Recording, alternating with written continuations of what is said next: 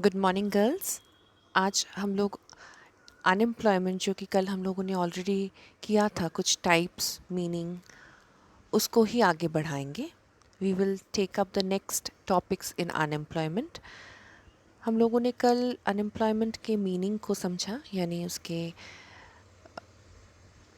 अर्थ को समझा, और फिर हम लोग 5 प्रकार के अनएम्प्लॉयमेंट को समझे कि वॉलेंटरी, इनवॉलेंटरी अर्थात ऐच्छिक और अनैच्छिक बेरोज़गारी क्या होती है, संघर्षात्मक बेरोज़गारी क्या है, संरचनात्मक बेरोज़गारी क्या होती है, और ग्रामीण तथा शहरी बेरोज़गारियों में क्या फ़र्क है, क्या डिफरेंस है, तथा चक्रीय बेरोज़गारी किसको कहते हैं, है ना। आशा करती हूँ कि आप लोग इन सभी चीज़ों को समझे हैं मेरे प्रीवियस वीडियो से। आज हम लोग आगे बढ़ते हैं और इसमें हम लोग बाकी जो टाइप्स ऑफ अनएम्प्लॉयमेंट है, बाकी जो बेरोज़गारी के प्रकार हैं, उसको आज हम लोग करेंगे।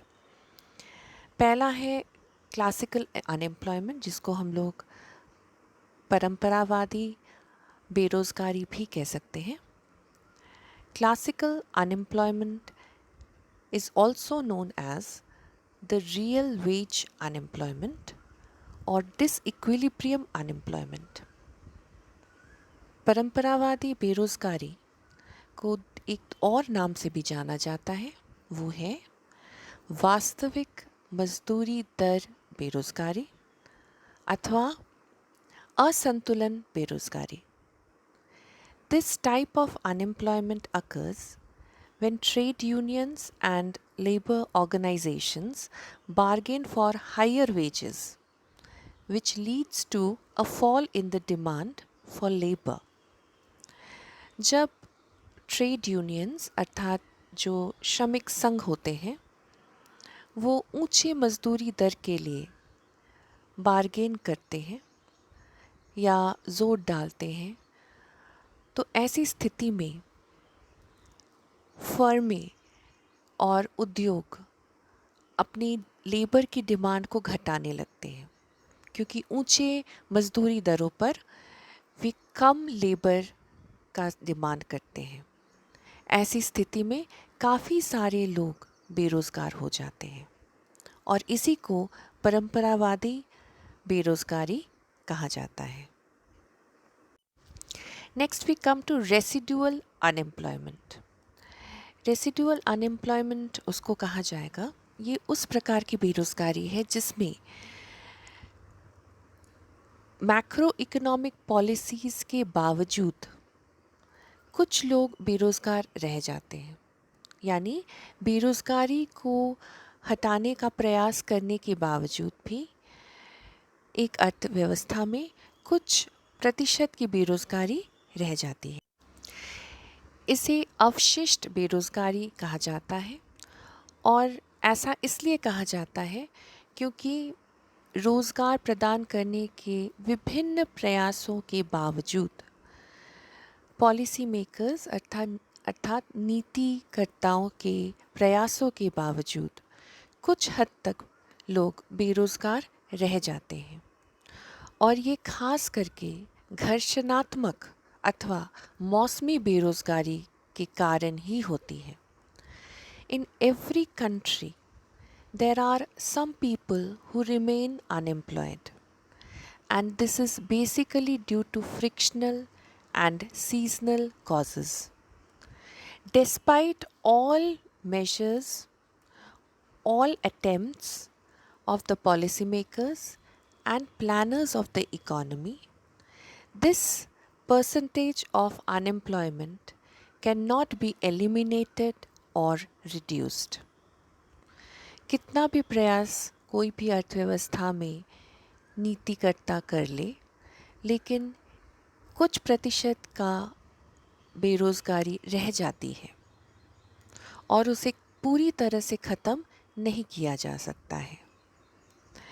This is why we may also say that full employment is not a reality.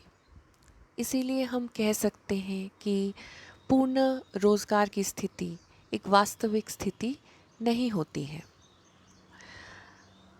अक्सर ये देखा जाता है कि कुछ लोग जो एम्प्लॉयमेंट एक्सचेंजेस में अपना नाम दर्ज करवाते हैं ताकि उन्हें अनएम्प्लॉयमेंट बेनिफिट्स मिले, जो कि बहुत सारे देशों में पाया जाता है। अनएम्प्लॉयमेंट भत्ता यानी बेरोज़गारी भत्ता कहा जाता है, अनएम्प्लॉयमेंट बेनिफिट्स या कॉम्पनसेशन। स्पेशली एडवांस्ड नेशंस में, विकसित देशों में ये काफ़ी प्रचलित है। तो ऐसे देशों में लोग अपना नाम दर्ज करवा लेते हैं एम्प्लॉयमेंट एक्सचेंजेस में, लेकिन वे काम करने के लिए इच्छुक नहीं होते हैं और इसलिए काम मिलने के बावजूद वो काम नहीं करते हैं या काम जल्दी ही छोड़ देते हैं। और इसीलिए कुछ हद तक बेरोज़गारी हमेशा विराजमान रहती है। In many advanced countries, it is seen that the people who register themselves in the employment exchanges and become eligible to get unemployment benefits do not take up jobs even when they are offered, because they are not willing to do any job. These people or this part of the labor force remain unemployed and are a part of the residual unemployed. The next kind of unemployment is hidden unemployment. इसे छिपी हुई बेरोज़गारी भी कहा जाता है। छिपी बेरोज़गारी में या छिपी बेरोज़गारी एक ऐसी स्थिति होती है जिसमें रोज़गार के रूप में बेरोज़गारी छिपी होती है। इसका नाम ही ऐसा है, डिस्गाइज्ड या हिडन अनएम्प्लॉयमेंट। कुछ उद्योगों में या कुछ समय ऐसा भी परिस्थितियाँ होती हैं कि मान लीजिए लोग रोज़गार के पेरोल्स पर उनका नाम है, यानी रोज़गार के लिस्ट में उनका नाम है, वो कार्य कर भी रहे हैं, लेकिन उनके लायक पर्याप्त कार्य नहीं होते हैं। इसको हम उदाहरण स्वरूप स्पष्ट करते हैं।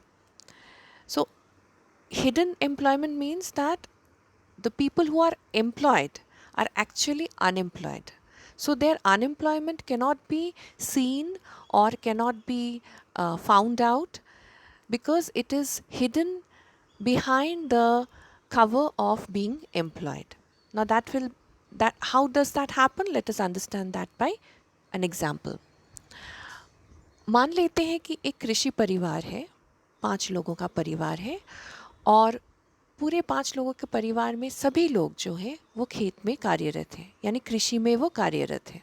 ठीक है, तो ऐसी स्थिति में अगर हम जो द्रष्टव्य है, वॉट एवर इज़ विजिबल, तो हम उससे क्या इंटरप्रेट करेंगे कि पांचों लोग खेत में काम कर रहे हैं, कृषि उद्योग में काम कर रहे हैं।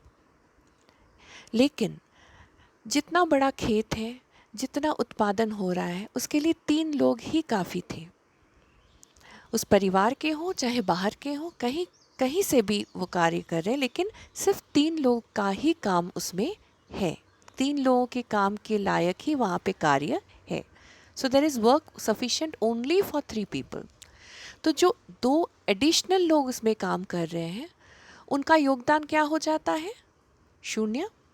यानी मार्जिनल प्रोडक्टिविटी उन 2 अतिरिक्त लोगों का 0 हो जाएगा। तो सीमांत उत्पादकता इनका 0 है।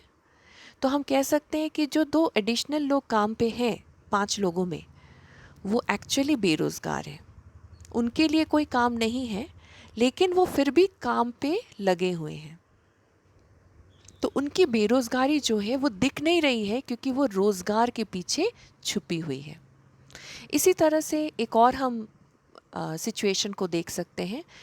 शहरी क्षेत्र के सिचुएशन को ले लेते हैं कि मान लीजिए कोई एक उद्योग है जिसका प्रोडक्ट का डिमांड मार्केट में थोड़ा घट जाता है किसी 1 या 2 वजह से। हो सकता है कि उसका डिमांड इसलिए घट गया कि वो सीज़न नहीं है उस प्रोडक्ट का, वुलन गारमेंट्स का ही मान के चलते हैं। गर्मियों में उसका प्रोडक्शन थोड़ा सा या सेल थोड़ी सी कम हो जाती है, लेकिन इस वजह से इन उत्पादों को प्रोडक्ट को प्रोड्यूस करने वाला फर्म अपने सारे जो वर्कर्स हैं, श्रमिक हैं, इनको निकाल नहीं देते, क्योंकि जब डिमांड फिर बढ़ जाएगी तो फिर से नए लोगों को लाना, उनको ट्रेन करना या उनको ढूंढना, इनमें समय भी लगता है और इनमें खर्च भी होता है, काफ़ी एक्सपेंडिचर होती है। तो इन दोनों से बचने के लिए वो क्या करते हैं, जब प्रोडक्शन धीमी गति से चल रही है, कम हो रही है, तब भी लोगों को हटाया नहीं जाता है, उनको पेरोल्स पे रखा जाता है, नौकरी पे रखा जाता है, कार्य दिया जाता है, लेकिन पहले से कम कार्य दिया जाता है। और हो सकता है कि उनकी जो सैलरी है, वेजेस है, मजदूरी दर है, उसमें भी थोड़ी सी कटौती की जाती है।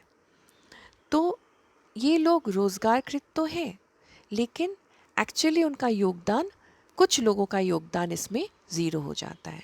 मतलब उस वक्त अगर 50 लोगों की आवश्यकता है लेकिन 60 लोग काम कर रहे हैं, तो 10 लोगों का एक्चुअली वो बेरोज़गार ही है और उनको कम काम दिया जाता है। तो ऐसी स्थिति को कहा जाता है छिपी बेरोज़गारी या हिडन अनएम्प्लॉयमेंट।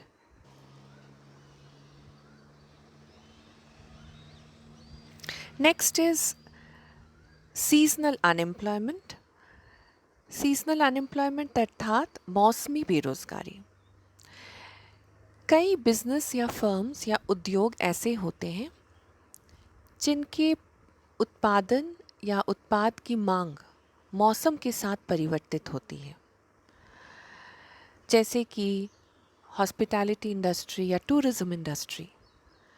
पर्यटन एक ऐसी उद्योग है जिसमें टूरिस्ट का मौसम के साथ साथ टूरिस्ट की संख्या में बदलाव आती है, खास करके उन जगहों का, जैसे मान लीजिए बहुत गर्मी में समुद्री तटों पर टूरिस्ट की आवागमन कम हो जाती है। बर्फीले देशों में बर्फ़ पड़ने के साथ साथ टूरिस्ट का आवागमन बिल्कुल ही कम हो जाता है या नहीं होता है। तो ऐसी स्थिति में वहाँ के लोगों का, जो कि टूरिज़्म उद्योग पर निर्भर करते हैं, पर्यटन विभाग में हैं या पर्यटन उद्योग में काम करते हैं, उनके लिए काम नहीं रहता है और वो बेरोज़गार हो जाते हैं। तो इसको कहा जाता है मौसमी बेरोज़गारी। ये कृषि में भी देखा जा सकता है, खास करके उन क्षेत्रों में जहाँ पर कृषि पूरी तरह से वर्षा के ऊपर निर्भर है और पानी या सिंचाई के लिए कोई दूसरा या अलग स्रोत नहीं पाया जाता है। वर्षा ऋतु में के आसपास मौसम, उस मौसम में रोज़गार रहता है, कृषि में कार्य रहता है, और जब मौसम नहीं होता है कृषि का तो कोई कार्य नहीं होता है। Seasonal unemployment is a situation when, in some very restrictive industries, there is work only for a considerable or a limited period of the year. For example, in tourist industries. In tourism, especially in cases where there is heavy rainfall or snowfall, in such areas, people visit only when there is a peak season or favorable season. In other times, people do not visit these places. So, when tourists are not visiting these places, the people of those places who are dependent upon the tourism for their work, for their earnings, they have no work and they do not have any income. Similarly, in agriculture, when, or rather the places, the regions which are totally dependent upon rainfalls for their irrigation and do not have any alternative sources of irrigation, these places have work which is agriculture related only during the rainy season or around the rainy season. Rest of the years they do not have any work or they are unemployed. This kind of unemployment is known as seasonal unemployment. Next we go to technological unemployment, यानी तकनीकी बेरोज़गारी। तकनीकी बेरोज़गारी के नाम से ही पता चल जाता है कि तकनीक के कारण उत्पन्न होने वाली बेरोज़गारी है ये। अर्थात जब नई तकनीक आती है जिसको हम इम्प्रूव्ड या एडवांस्ड वर्जन्स भी कह सकते हैं, तो इसके कारण श्रम और पूंजी की जो अनुपात है वो बदलने लगती है। अर्थात पूंजीगत साधन ज़्यादा इस्तेमाल होने लगते हैं क्योंकि एडवांस टेक्नोलॉजी है, और श्रमिकों की संख्या उत्पादन में घटने लगती है, और इसके फलस्वरूप अनएम्प्लॉयमेंट या बेरोज़गारी उत्पन्न होती है। तो इस तरह की बेरोज़गारी को कहा जाता है तकनीकी बेरोज़गारी। The name technological unemployment itself suggests that unemployment is arising due to technology. So, when there is improvement in technology, the requirement for labor reduces or decreases. This is so because in production, a combination of the two inputs is very essential. And what are those combination? The combination of labor and capital. With advanced or improved technology, the number of units of capital to number of units of labor is altered. This ratio is changed.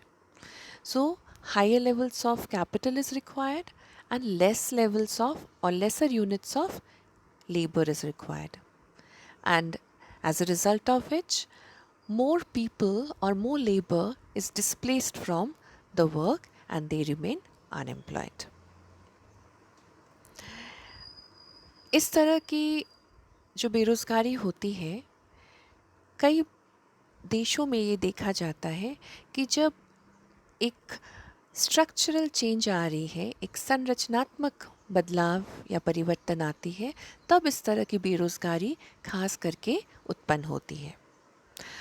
And from N optimistic view, अगर हम बहुत धनात्मक और थोड़ी सी positive सोच रख के चलें, तो हम ये देख सकते हैं कि ये लॉन्ग रन के लिए नहीं होता है, ये एक अल्पकाल के लिए ही होता है, क्योंकि लॉन्ग रन में फिर से कुछ ना कुछ बदलाव आते हैं और प्रोडक्शन हाई होने के कारण फिर से कुछ लोगों का उत्पादन में एंट्री या उत्पादन में एम्प्लॉयमेंट होने लगता है।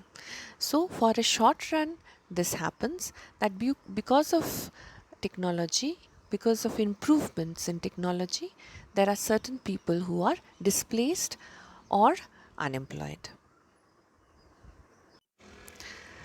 हमारा आखिरी प्रकार है एडुकेटेड अनएम्प्लॉयमेंट, अर्थात शिक्षित बेरोजगारी।